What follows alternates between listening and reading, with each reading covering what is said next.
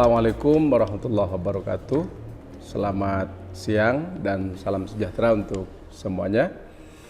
Saya Tirmidzi, dosen tetap di Prodi Pendidikan Bahasa Inggris Fakultas Sosial dan Humaniora Universitas Nurul Jadid Probolinggo.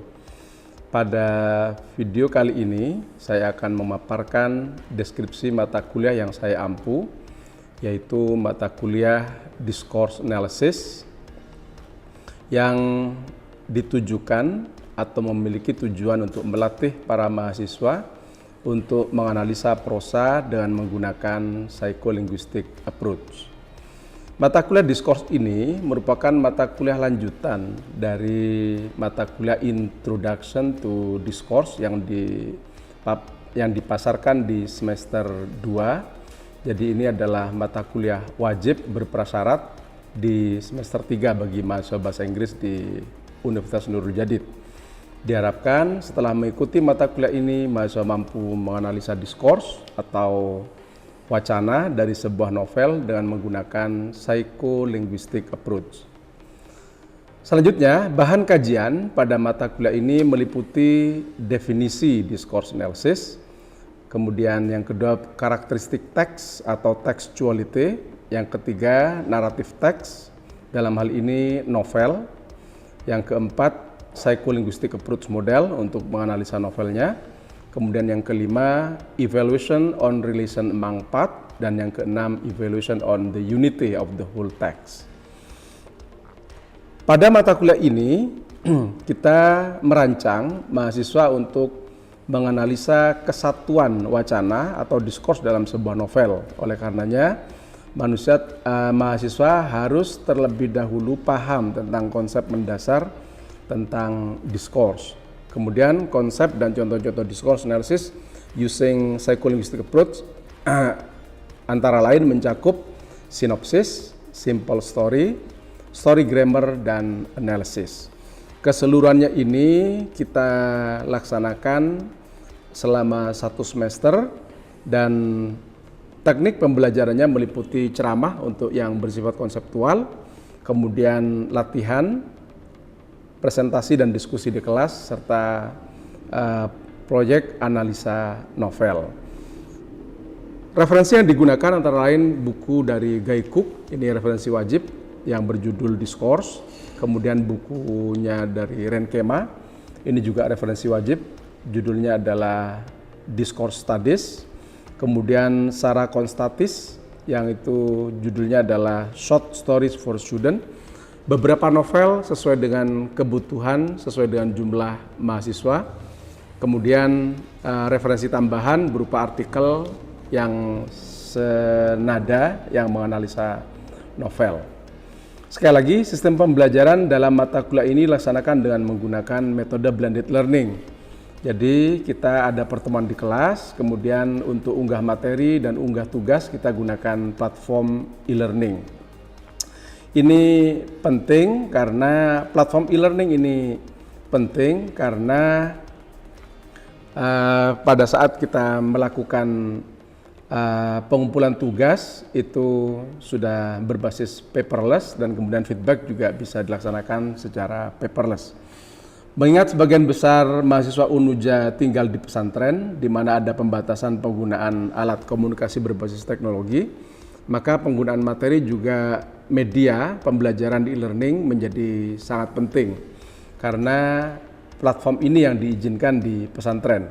Selain platform e-learning, para mahasiswa juga bisa memanfaatkan chat di grup Telegram atau chat pribadi langsung kepada dosen. Evaluasinya, nanti nilai itu akan diambil aktivitas partisipatif di dalam kelas 24%, tugas 20%, dan hasil proyek 56%. Aktivitas partisipatif dan juga tugas serta pengumpulan hasil proyek ini dianalisa dalam 2 hal, yakni ketuntasan dan kualitas. Berikut adalah contoh video pembelajaran pada materi psycholinguistic approach dalam mata kuliah discourse analysis ini. Terima kasih. Demikian pengantar. ladies and gentlemen. Welcome to Zoom meeting. And now we are talking about a topic on discourse analysis on narrative text using psycholinguistic approach, right?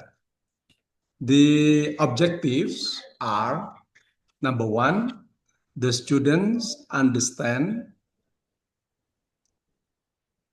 the concept of analyzing discourse on narrative text. Okay. And then secondly, the students understand and are able to construct story grammar of novels, dramas, and short stories using psycholinguistics diagram, namely synopsis, simple story, and story grammar.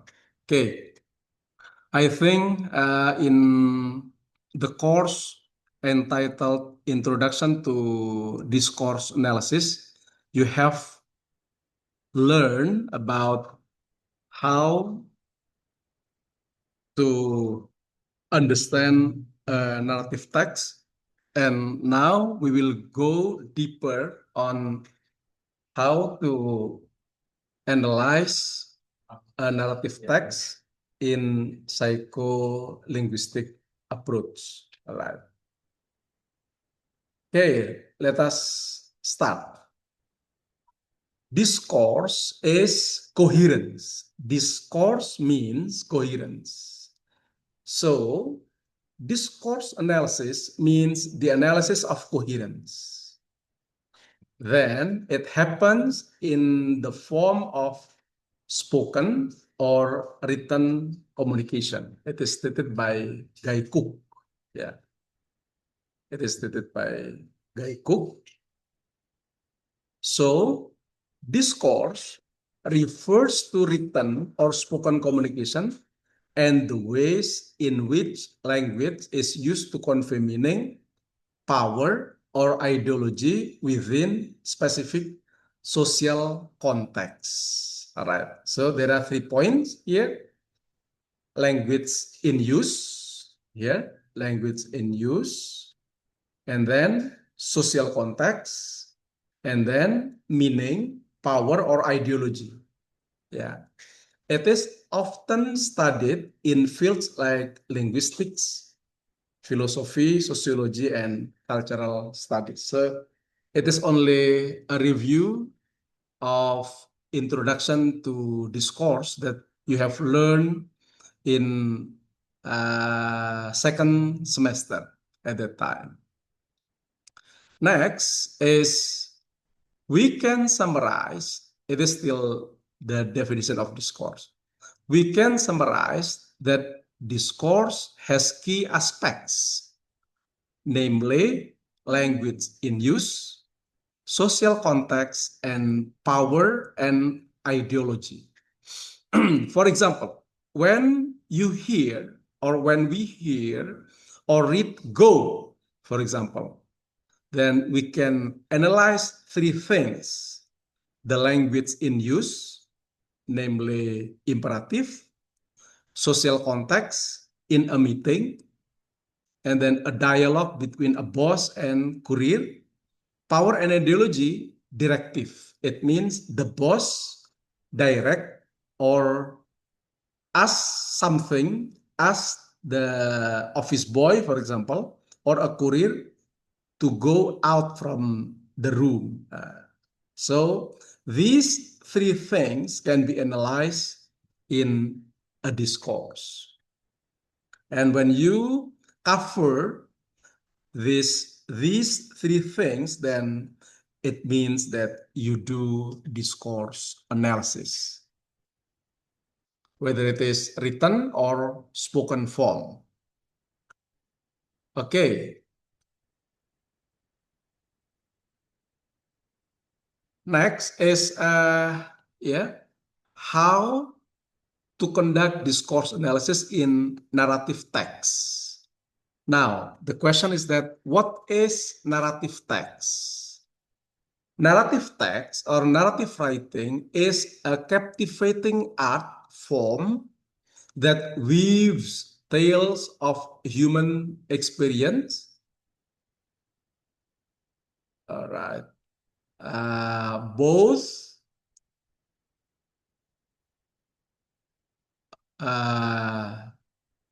it is in the reality or imagine, right? Then it is a versatile tool that can entertain, inform, and persuade. Jadi naratif teks itu sebuah tulisan ya tentang narasi yang itu menenun tentang cerita about human experience, both imagine or facts. Why? Because sometimes our tales, our story, it is imagine. It is not about us, but it is something about someone else, and we use it as an imagine, not real. That's called fiction. And then secondly, it is a versatile tool that can entertain, inform, and persuade. Ini bisa menjadi hiburan atau informasi atau ajakan. Ya, sometimes three of them are in one novel. From the intimate confessions as a personal narrative, okay, as a personal narrative to the sweeping epics of a story or novel, or the short story or novel. Narrative writing takes us on a journey through time and space, inviting us to empathize with characters, explore different worlds, and ponder life's deepest question. From the intimate confession of personal narrative to the sweeping epic of a short, this is the types of narrative text.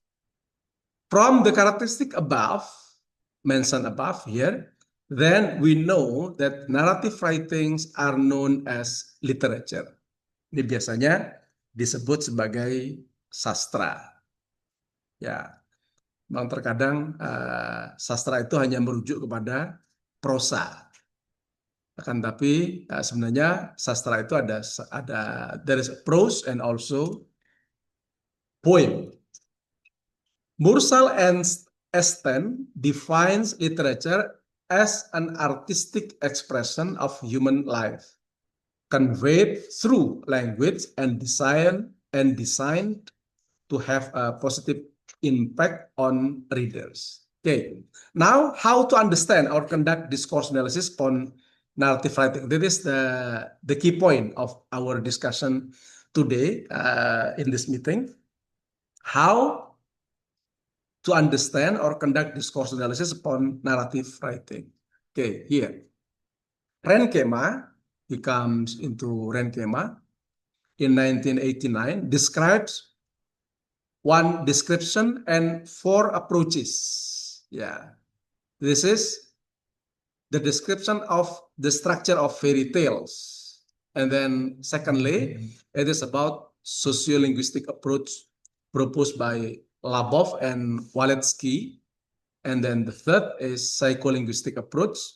And the fourth is organizational approach. It is stated in Renkema, and you can find it in the subtitle of narrative in Renkema on page 191. Okay, here, let us start.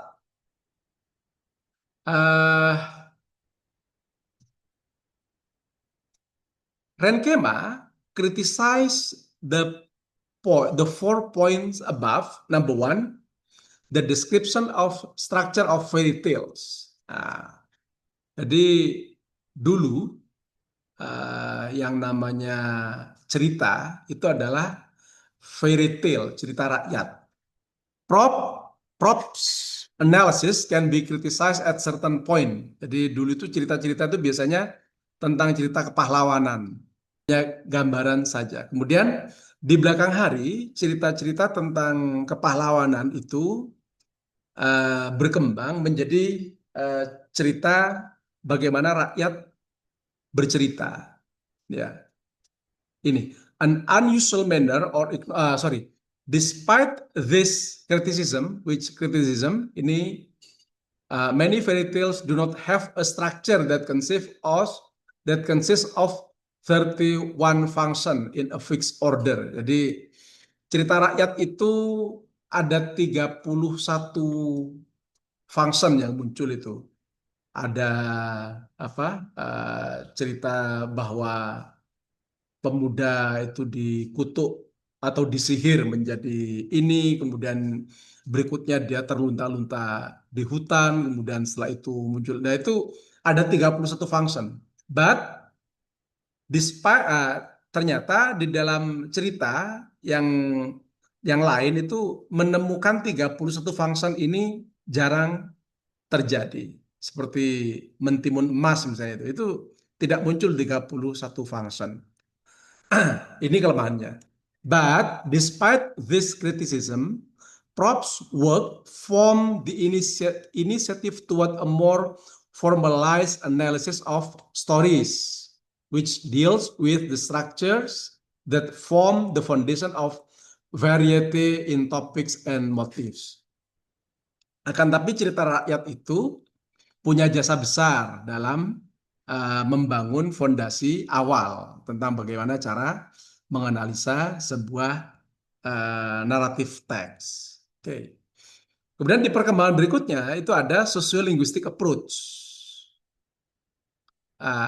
Sociolinguistic approach itu diterangkan oleh Labov and Walensky, aim to find out if there was a correlation between the narrator's social characteristic and the structure of his stories.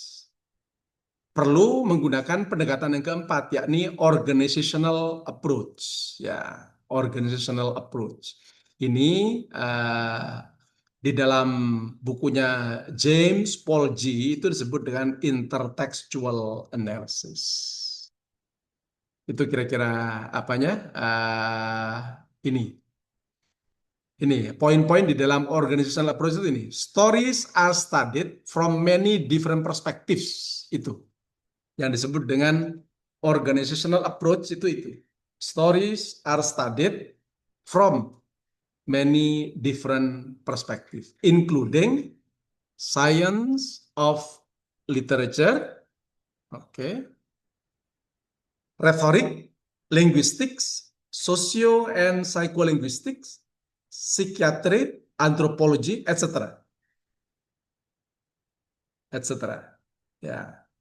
A relatively new approach stems from sociological framework from the ethnography of communication, which is the study of discourse in relation to social and cultural context.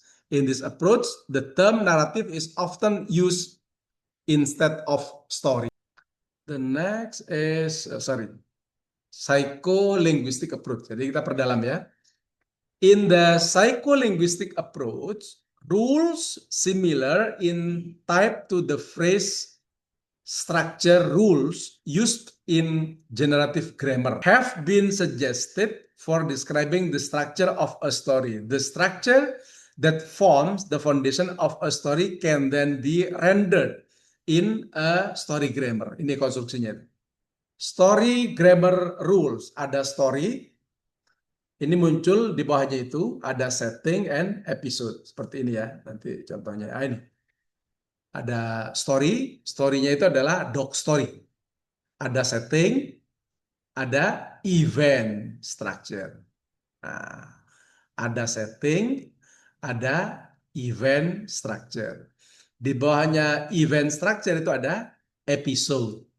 Di dalam episode itu ada beginning. Nah, Ini. Naratif teks tuh kemudian muncul begini nih, ada beginning, ada development, ada ending. Nah, untuk melihat topik dari sebuah novel itu tentang apa, itu kita lihat dari sini. Karena kalau setting itu masih belum berbicara apa-apa. So, you have to analyze the beginning. It means the problem and the conflict. And then how the conflict is developed. And then how is the ending? That is, you can prove that the theme is about what here from here. That's called it is called episode. All right. Okay. From here first, do you have any question still? Here, psycholinguistic approach. These are how to conduct the psycholinguistic. Here, psycholinguistic approach. These are how to conduct the psycholinguistic approach. Write the synopsis of the novel, write the simple story, and then construct the story grammar. Okay, here. This one, actually, it is the synopsis. When you give numbers on the synopsis, it is called simple story. Okay, you got it? Right. From simple story, you can construct your, the structure of dog story. It means story grammar. Here the point. 1, 2, 3, 4, 5, 6, 7, 8, 9, 10, and 11. From where is it? From here. From the simple story. Intertextual analysis. Why is intertextual analysis needed? Because we want to know the ideology of the text. We want to know the ideology of the novel, of the narrator or the author, right? Yeah, that is the point. So here we can see that stories are studied from many different perspectives, including science of literature, rhetoric, linguistics, socio and psycholinguistics, psychiatry, and then also anthropology, etc. There are many other else. Can be sociology, can be philosophy, etc. A relatively new approach stems from sociological framework, from ethnography of communication, which is the study of discourse in relation to the social and cultural context. In this approach, the term narrative is often used instead of story. Jadi dalam pembahasan di dalam banyak kajian itu biasanya tidak lagi dipakai kata-kata story, tapi dipakai kata naratif. In this view, not only general verbal interaction, but specifically narrative can tell us how people relate to each other and how they use narrative to position themselves as a member of a group. Narratives are not only a resource for cultural and group bound knowledge, they also serve as a creator of an intermediary for those norms then when they are taught or taught again. Thank you very much. See you in the next session. All right. Thank you, Zamzami. Thank you, Farah. Thank you, Endan and Ivan. Laila, thank you. Assalamualaikum warahmatullahi wabarakatuh. Waalaikumsalam warahmatullahi wabarakatuh.